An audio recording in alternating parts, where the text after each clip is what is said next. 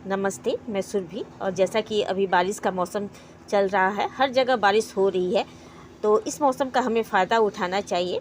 और जैसा कि नर्सरियों में भी आजकल पौधे बहुत कॉस्टली आने लगे हैं, तो इस मौसम में आप बेल वाले पौधे हो, चाहे इंडोर पौधे हो, आउटडोर पौधे हैं, उनकी कटिंग फटाफट लगा लें, देर ना करें। हम 1 से 2, 2 से 3, 3 से 4 पौधे फ्री में तैयार कर लेते हैं। और इस टाइम जो बेल वाले पौधे होते हैं, उनकी ग्रोथ बहुत फास्ट होती है। और कुछ बेल वाले पौधे ऐसे होते हैं जो कि आप इस टाइम कटिंग से लगा सकते हैं और बीजों से भी लगा सकते हैं। तो कुछ ऐसे बेल वाले रेयर खूबसूरत मैं फूलों वाले पौधे, बेल वाले पौधे स्पेशली शेयर करूंगी, जो कि आप बीजों से और कटिंग से इस टाइम ईजी से लगा सकते हैं। इन पौधों को आप कटिंग से भी बहुत इस टाइम ईजी से लगा सकते हैं। 1 वीक से 10 डेज में इसमें बहुत अच्छी रूटिंग आ जाएगी। तो मौका ना गंवाएं, फटाफट इनकी कटिंग लगा लें। बहुत खूबसूरत ये बेल वाले पौधे हैं, और अगर आपको कहीं कटिंग दिखे तो ज़रूर ले लें, क्योंकि जो बेल होते हैं, इनकी कटिंग में बहुत तेज़ी से रूटिंग होती है और इनकी ग्रोथ भी बहुत तेज़ भागती है। तो ये देखिए, कुछ कटिंग मैंने ब्लू क्लस्टर वाइन के लगाए हुए हैं। स्काई ब्लू कलर के फ्लावर आते हैं, बहुत खूबसूरत फूल आते हैं इसमें। और कहा जाए तो रेयर वाइन है, बहुत कम ही नर्सरियों में ये दिखने को मिलता है। ऑनलाइन बहुत कॉस्टली आता है, लेकिन हाँ, कटिंग से बहुत ईजी से ये ग्रो हो जाता है। और इस टाइम मैंने बहुत लोगों को भेजे हैं, क्योंकि उनके तरफ ये इसके पौधे मिलते नहीं हैं। और कुछ देखिए, कुछ ऐसे बेल होते हैं जो इस टाइम आप बीजों से भी ग्रो कर सकते हैं। बहुत खूबसूरत है बीज, इसके फूल होते हैं, और बीजों से इसके जो ग्रोइंग होती है, जो सीडलिंग होती है, बहुत फास्ट होती है। और ऐसा एक भी बीज ना हो जो कि ग्रो नहीं होते हैं, और इसी मौसम में इसे ग्रो कर सकते हैं। तो बहुत खूबसूरत बेल मैं शेयर करने जा रही हूँ, जो कि आप इस टाइम में लगा सकते हैं। वीडियो पसंद आती हो तो एक लाइक ज़रूर कीजिएगा। तो देखिए, सबसे खूबसूरत बेल में ये मैं ब्लू क्लस्टर वाइन शेयर करूँगी। देख ही सकते हैं, ऐसे 3 में बंच बनते हैं इसके, और ये मेरे पूरे जाल में फैल गया है। परमानेंट बेल है ये, आपने मेरे गार्डन में देखा होगा। बहुत सालों से ये मेरे गार्डन में ये ऐसे लटका हुआ रहता है। और जब ये टाइम आता है, ज़्यादातर ये बारिशों में बहुत इसमें फूल आते हैं। तो ये मार्च से लेके लास्ट, ये जब तक ठंडियाँ नहीं पड़ती है, नवंबर तक ये इसमें फूल आते रहते हैं। परमानेंट प्लांट है, इसे गमले में भी आप लगा सकते हैं, यानी 12 इंच के गमले में बहुत अच्छी तरह से ये फ्लावरिंग करता है। देख ही सकते हैं, बहुत खूबसूरत फूल आते हैं इसमें। और इस टाइम आप कटिंग से इसे बहुत इजी से लगा सकते हैं। इसकी पतली पतली ब्रांचेज भी, नीचे की पत्तियां हटा के 2-3 नोड एरिया में अगर मिट्टी में इस टाइम दबा देते हैं, तो इस मौसम में इतनी जल्दी इसमें रूट आते हैं। जैसे ही इसमें रूट आता है, इसमें फास्ट ग्रोइंग शुरू हो जाती है। तो आप इस वाइन को ज़रूर अपने गार्डन में शामिल करें। और अगर कटिंग आपको कहीं से नहीं मिल रही है, तो आप मुझसे इसकी कटिंग ले सकते हैं। वैसे ये अगर जो दिल्ली में है, वो आप दिनेश के यहाँ, यानी कमलेश रामराज नर्सरी से ले सकते हैं। और देखिए, इसकी मैंने 10 दिन पहले इसकी कुछ कटिंग लगाई थी, और इनमें जैसे रूट आया, इनमें नई नई ऊपर से पत्तियाँ निकलनी शुरू हो गई। यानी कि बहुत तेज़ी से ग्रो करने वाला, बहुत तेज़ी से रूट आने वाला ये पौधा है, जो कि आप कटिंग से लगा सकते हैं। और देखिए, कितनी तेज़ी से इस टाइम में बारिश में फैल रही है। तो इस टाइम आप इसकी प्रूनिंग करके कटिंग भी लगा सकते हैं। बहुत खूबसूरत है, यकीन मानिए। अगर आपके पास कुछ चढ़ाने के लिए ट्रेलिंग है, तो आप उस पर चढ़ा सकते हैं, जाल पर चढ़ा सकते हैं, मॉस स्टिक पर भी चढ़ा सकते हैं। जब इसके छोटे छोटे क्यूट से फ्लावर आएंगे स्काई ब्लू कलर के, तो बेहद खूबसूरत लगेगा। कहा जाए तो एक यूनिक रेयर फ्लावरिंग बेल है। तो इसे अपने गार्डन में ज़रूर शामिल करें, बहुत खूबसूरत है।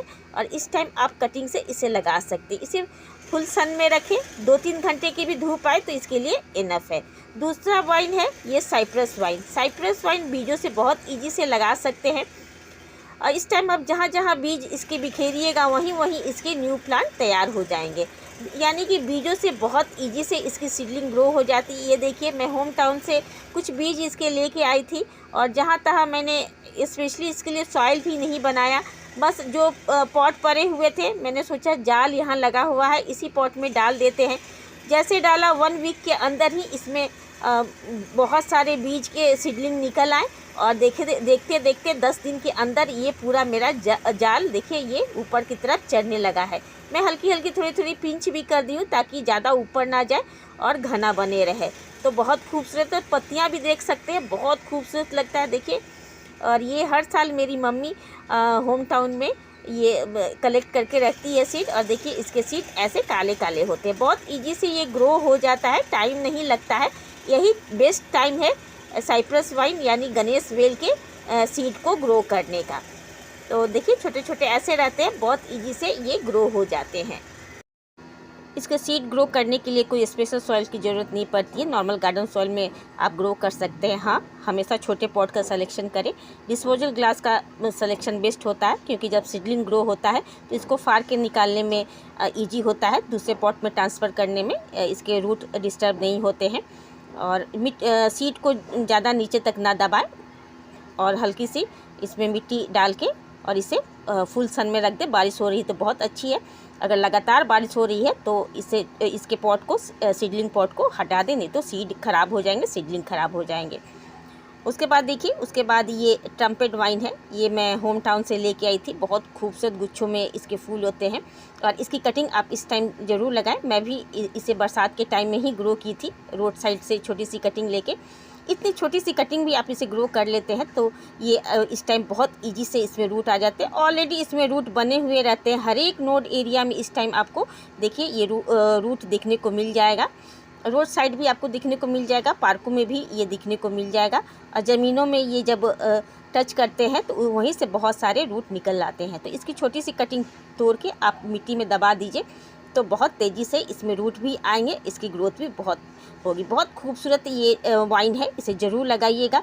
इजी टू केयर, परमानेंट ये वाइन है।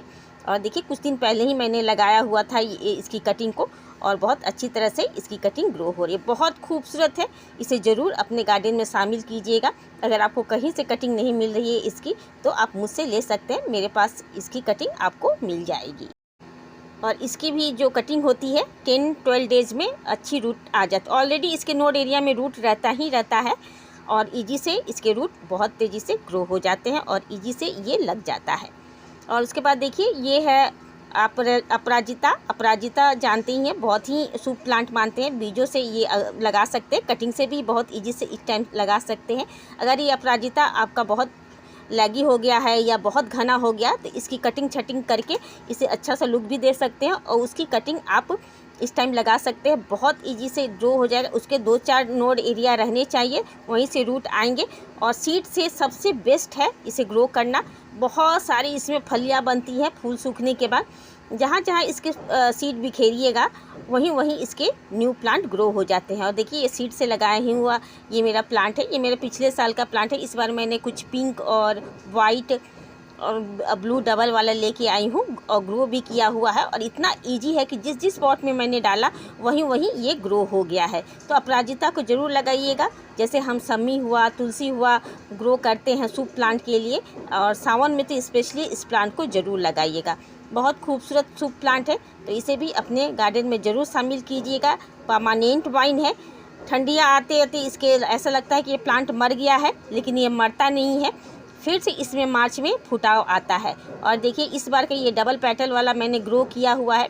10 दिन के अंदर ये सीड से सीडलिंग बना और इतनी तेज़ी से इसकी ग्रोथ शुरू हुई कि ये 15-20 दिन का रिजल्ट है। बहुत तेज़ी से ऊपर भाग रहा है। थोड़ी सी पिंच कर दीजिएगा अगर ज़्यादा ऊंचाई पर नहीं चाहिए तो। अगर प्लांट को घना चाहते हैं, ऊपर से जैसे पिंच कीजिएगा नीचे से बहुत सारे ब्रांचेज निकलेंगे। देखिए इस पॉट में भी मैंने साइप्रस वाइन के सीड, गणेश बेल के छींट दिए थे, वहीं ग्रो हो गया। कुछ इसमें अपराजिता के सीड भी डाले थे, वो भी ग्रो हो गया। यानी कि मैं इतने ईजी है ग्रो करना कि आप देख ही सकते हैं कि प्रूफ देने की क्या ज़रूरत है। देखिए कितना इजी है सीड ग्रो करना। बस पानी का ख्याल रखिएगा, ज़्यादा पानी मत भरिएगा क्योंकि मौसम वैसे ही ठंडा रहता है, मॉइस्चर बना रहता है। तो आप अपराजिता के सीड को कटिंग से और बीजों से ग्रो कर सकते हैं। एक और बहुत खूबसूरत वाइन है बोगनवेलिया। वैसे तो ये ड्वार्फ वैरायटी में भी आती है, लेकिन जो देसी वाली होती है वो हमेशा बेल में ही रहती है। काट छाट के रखिएगा तो छोटे में भी इसकी बोनजाई भी बनाई जाती है, बोनजाई में भी फूल आते हैं। लेकिन अगर बेल के रूप में अगर आपके पास जगह है तो इसे अपने गेट पर ज़रूर चढ़ाइएगा, बहुत खूबसूरत दिखता है, बहुत सारे कलर में आता है। और ये कटिंग से बहुत ईजी से लग जाता है। रोड साइड से भी आप इसकी कटिंग देसी वाली की ला सकते हैं। जैसे मिट्टी में इसको दबाइएगा थोड़ी सी इसमें थोड़ी रूट आने में टाइम लगती है, आपको 20 से 25 दिन लग जाएंगे रूट आने में। रोड साइड से देखिएगा ऐसे लटकते गिरते पड़ते। अभी इस टाइम मौसम में जैसे कि बारिशों के मौसम में इस बहुत ग्रोथ हो जाती है, तो आप वहाँ से तोड़ के 1-2 डंडी लेके इस टाइम लगा सकते हैं। ईजी से ये ग्रो हो जाता है। उसके बाद तेज़ी से एक ग्रो होने वाला वाइन है, ये बेल गुलाब है, जिसे वाइन गुलाब बोलते हैं। और गुच्छों में से फूल आते हैं। हाँ, इसमें गंध नहीं होता है, यानी कि स्मेल फ्रेगनेंस वाला फूल नहीं है ये, लेकिन हाँ इसके फूल इतने खूबसूरत गुच्छों में आते हैं। कहीं भी आप इसके वाइन को चढ़ा दीजिएगा तो ऐसे गुच्छों में भर भर के फूल आते हैं। इस टाइम इसकी कटिंग बहुत ईजी से आप लगा सकते हैं। अगर आपको इसकी कटिंग चाहिए तो आप मुझसे ले सकते हैं। और इस टाइम इसकी तेज़ी से ग्रोथ होता है। इसके रूट भी बहुत जल्दी आते हैं, यानी कि 10-12 दिन में इसमें बहुत अच्छी रूट बन जाती है। तो आप बेल गुलाब को भी अपने गार्डन में शामिल कर सकते हैं। बहुत सारे कलर में आपको बेल गुलाब नर्सरियों में इस टाइम मिल जाएंगे। उसके अलावा बहुत खूबसूरत खुशबू वाला तेज़ी से फास्टर ग्रोइंग एक बेल है, रंजई है, ये क्लाइमेटिक्स वाइन बोलते हैं इसे। आप इस टाइम नर्सरियों से भी ला सकते हैं, नर्सरियों में इस टाइम आता है तो इसे भी लगा सकते हैं। इसके अलावा आप राखी बेल भी लगा सकते हैं। राखी बेल में भी बहुत तेज़ी से ग्रोथ आता है, इसकी कटिंग बहुत ईजी से ग्रो हो जाती है। जैसे कि अपराजिता हुआ या ट्रम्पेट वाइन हुआ, उसकी वाइन जैसे उसकी जो ब्रांचेज ग्रो करते हैं, उसी तरह ये राखी बेल की भी कटिंग आप लगा सकते हैं।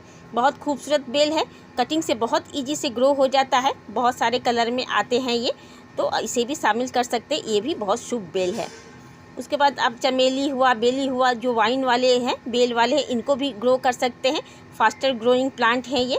डॉफ वाली वैरायटी आती है, लेकिन बेल वाली जो वैरायटी होती है बहुत तेज़ी से फैलती है, और वो देसी वाली वैरायटी होती है। जो भी बेल वाली वैरायटी होती है और चढ़ने वाली होती है, ज़्यादातर देसी वाली होती है। जो पॉट में लगते हैं वो हाइब्रिड वाली होती है। देसी वाली में खुशबू भी ज़्यादा होती है और ग्रोथ भी बहुत तेज़ी से होता है। अब चमेली, बेला इस टाइम अपने गार्डन में बेल वाले प्लांट ऐड कर सकते हैं। कटिंग से बहुत ईजी से इनकी कटिंग लग जाती है, और इसको भी 10 से 12 दिन में रूटिंग आ जाती है इसमें भी। तो बहुत खूबसूरत ये बेल है, ईजी टू ग्रो है, परमानेंट बेल है ये। बहुत आसानी से आप इस टाइम बारिश के टाइम में लगा सकते हैं। और बारिश जाने से पहले आप बहुत सारा प्लांटों की कटिंग आप ईजी से लगा लीजिए।